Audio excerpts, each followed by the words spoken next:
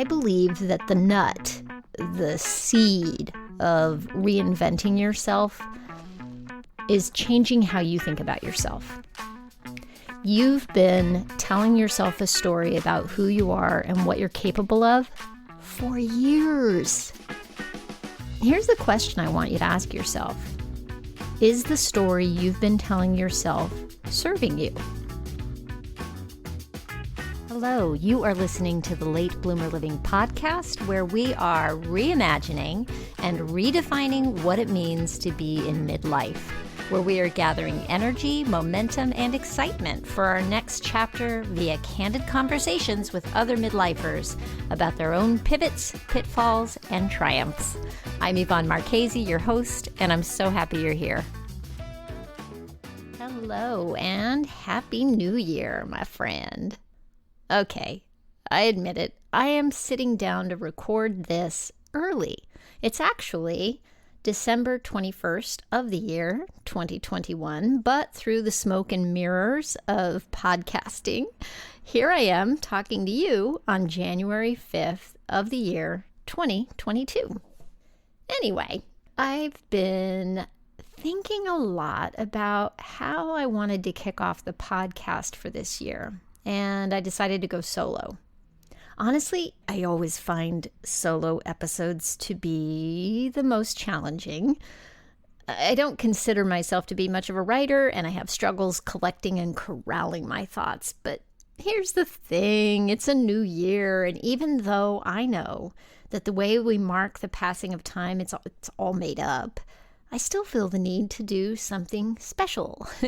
I'm doing air quotes right now, special. Yeah, I still feel the need, as you might, to reflect on the past and look forward to the future. I guess this is where the traditional New Year's resolution comes in. I'm not making a New Year's resolution, and I haven't set goals for the new year. Not really. I mean, I have things I want to do in the coming year.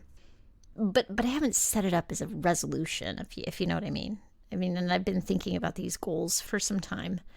Anyway, somehow I can't let this time go by without a lot of self-reflection, a lot of belly button navel gazing, if you will, and a lot of curiosity about where I'm going from here. I mean, that's really the whole point of this podcast, after all. Not just about where I'm going from here, but also where you're going from here. So if you've been to my website at latebloomerliving.com, the first thing you see there is that what we're doing here is exploring midlife and what it means to step into new challenges through candid conversations with people who have busted through their midlife doldrums by stepping into the unknown. And then on my podcast page, I ask a few questions.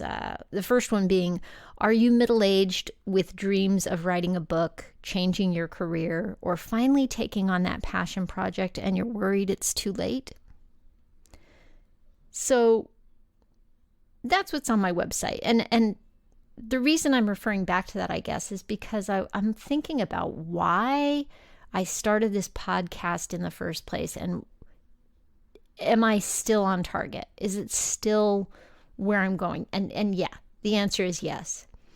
And you're in the right place here with me if you are simply feeling somehow stuck and uncomfortable, or if you're already on the quest for reinvention and you may already know what you want, you're just not maybe taking the action to get there.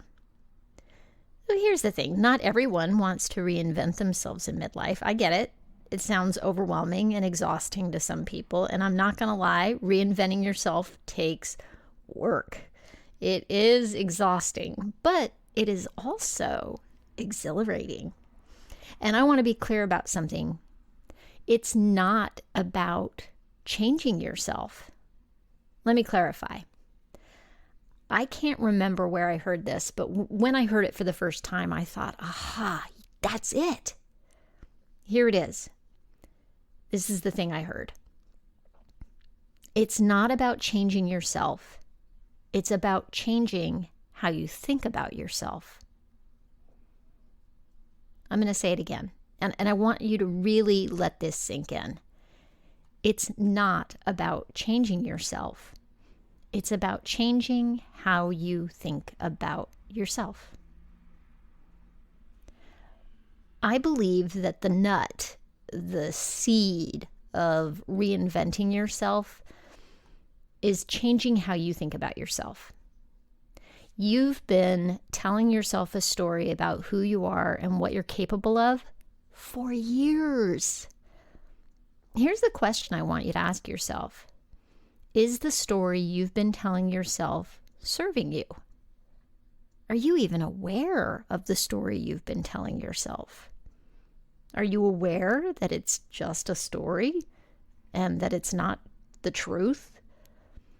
It only seems true because you've been telling yourself the same thing over and over for years and training your brain to find evidence to support your story. That's how the brain works. Okay, I'm about to get all scientific on you. Bear with me. There's a small part of our brain called the reticular activating system. That's a bundle of nerves about the size of your little pinky finger. And it's little, but it has a huge impact on how you see the world. It's often compared to a nightclub bouncer, which I love, because its job is to filter out unimportant information so your brain can focus on what's important to keep you safe. Your brain really wants to keep you safe. Isn't that great? The thing is, your senses are constantly feeding so much information to your brain that if you didn't have a filter like the reticular activating system, let's call it the RAS, you'd be completely overwhelmed. But here's a great question for you to consider. How does the RAS know what information is important? Well, some of this is instinctual and really tied to keeping you safe, like noticing a loud horn honking at you to warn you not to step out into traffic. If you were to hear a horn honking from further away, you'd probably ignore it because it isn't close enough to matter to your personal well-being. I mean, have you ever noticed that you can tune out conversations around you that don't have anything to do with you? When I was in college, I used to study late at night in a diner. And the hum of activity around me was not distracting to me because I could filter it out. Unless someone walked in who knew me and said my name to get my attention. Then my RAS would perk up to poke at me and say, hey, this is important. Someone's talking to you. Someone used my name. That's important. Here's another example. I had a boyfriend in high school who drove a little green Honda. And I think it was a Honda. Anyway, after meeting him, I would see that same car all over town, but it wasn't his car. There were lots of these little green Hondas driving around town, but now I was noticing them because they looked just like my boyfriend's car. I hadn't ever noticed them before, but they were there. When we decide that something is important, we tell our RAS, our reticular activating system, isn't that fancy? Anyway, when we decide that something's important, we tell our RAS to watch out for that thing. And the RAS also looks for evidence that validates your beliefs. If you think that you are, let's see, bad at managing your time, that's one of mine, you probably will be. If you believe you're good at making money, you probably are. The RAS will filter information for you to prove you right. That's confirmation bias. You've probably heard that term before, and I think we all fall prey to it when we hear the news and filter for the information that confirms our ideological beliefs. But it also affects our ideas about ourselves and what we're capable of. Here's an example about how confirmation bias can show up in our lives that I found in an article in Psychology Today. I'll put a link to it in the show notes. It says a person with low self-esteem is highly sensitive to being ignored by other people, and they constantly monitor for signs that people might not like them. Thus, if you're worried that someone is annoyed with you, you're biased towards all the negative information about how that person acts towards you. You interpret neutral behavior as indicative of something negative.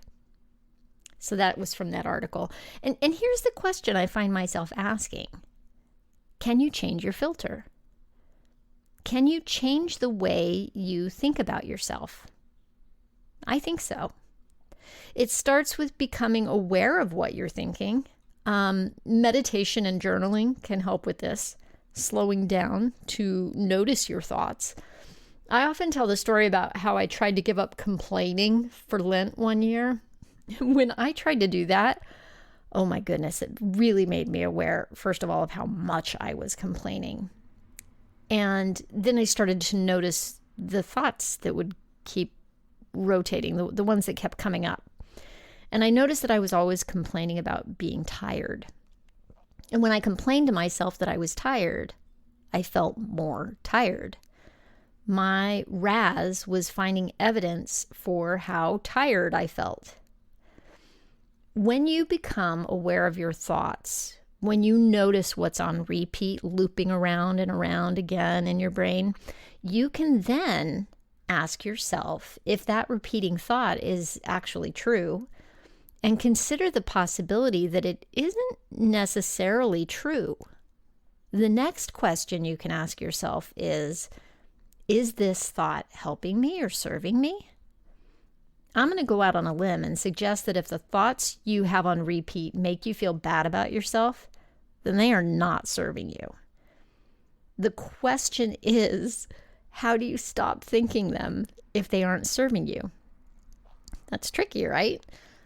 Well, here's something else to bake your noodle. Have you ever heard the phrase, what you resist persists? What you resist persists. I remember hearing this for the first time, and I heard it over and over. And for a long time, it just couldn't make any sense of it. I mean, what the heck does that mean? How does that even work? Well, now that I know about the reticular activating system, I can see that when I focus on something that I don't want, I'm telling my brain that it's important. And then it stays firmly in place in my thoughts. And I'll keep finding the evidence that proves my confirmation bias. What you resist persists. Bing! So how the hell do we let go of those pesky thoughts that don't serve us? We have to ignore them. That's right. Ignore them. It's kind of like, psychologists say if you want to teach your kids good behavior, you actually want to ignore their bad behavior. A toddler is doing something and they're doing it to test you. You ignore it, but then they do something you like and you praise them, and that teaches them the behavior that you want. Anyway, but if you ignore it, then what? Our brains have to think something, right? Well, that's where we get to be creative. Not only do you need to ignore those thoughts, but you need to replace them with affirmations and visualization. So now before you turn this off saying, oh boy, you've really gone around the bend, Yvonne, hear me out. I'm not talking about random, overly positive, sticky sweet affirmations. That's toxic positivity. Your brain will not accept falsely positive thinking. You've been telling it other things for years. It's not like you can just flip a switch and suddenly think positive. You have to find thoughts to think that make you feel good and that you can actually believe. And this is where the work comes in. You need to make time for yourself to find what works for you. I have a couple of suggestions based on what's worked for me, and I just want to say this. I'm still working on this. I still struggle. This is not an immediate fix. It's an ongoing project. What I've been doing that I'm convinced helped me get through the madness and sadness of all the upheaval in 2020 and this past year is my morning routine. For me, getting up in the morning to meditate and exercise every day has been life-changing. Meditating doesn't have to be sitting with your legs crossed humming a mantra. It can be a walk in nature or doing a yoga routine. The main thing is, when I wake up in the morning, I don't look at my phone right away. I don't turn on the news like I used to or check my email. I get up before my kids and my husband so I can have some quiet time to myself before the rest of the world places its demands on me. It's the time when I check in with myself. I go through some affirmations that really feel true to me. I take time to think about what I'm grateful for. When I'm exercising, I tell myself I'm getting stronger every day. That's an affirmation. I'm thankful for what my body can do. That's an affirmation. And I can believe that, you know? If I'm not feeling particularly great in my body, like maybe a cold's coming on, I tell myself my body is working miracles. And you know what? I believe that. I know that when I'm fighting a cold, the cells in my body are going to work to fight an infection. And I think that's miraculous that our bodies are designed to fight disease like that. So that's an affirmation that I believe, that makes sense to me. I take time in the morning to think about what I want my day to look like. If I'm really on point, I write it down. You know, when we write stuff down, we can help our brains prioritize what to focus on. When we focus on something, when we believe in something, it affects our actions. And taking action is where we begin to make change. That's when we start to get results. Okay. So, in a nutshell, I suppose, those are my thoughts on reinventing ourselves. I'm going to repeat it. It's not about changing yourself. It's about changing how you think about yourself. You are already amazing. You are already powerful beyond your imagination. If you set your intentions every day, you will be amazed at what starts to happen. You will start to find evidence for your shiny new thoughts, which will reinforce them and give you energy and motivation to take new action, to try something different, to try something new. I've mentioned it before, but I have a workbook called 5 Steps to Your Midlife Reboot that has exercises you can use to get started on this journey. If you're interested in signing up to receive the workbook, I'll have a link for you in the show notes along with some articles I found about the RAS and confirmation bias, and even a TED Talk that I found that was pretty cool after I wrote this. One last thing. Do you remember when you were a kid and you would try a new thing that you were interested in? And, you know, maybe you weren't so good at it right away, but it was so fun. You kept trying. Do you remember how excited you were to do that thing? And do you remember feeling butterflies in your stomach? Do you remember how much energy you felt? That's what I'm talking about. Go forth and find that energy this year, my friend. And let me know how it goes. Let me know if you have questions or have a breakthrough. Really, send me an email. I would love to hear from you. So, I'll be back next week with another conversation for you. In the meantime, have a great week. Happy New Year. Stay safe and well. Talk soon.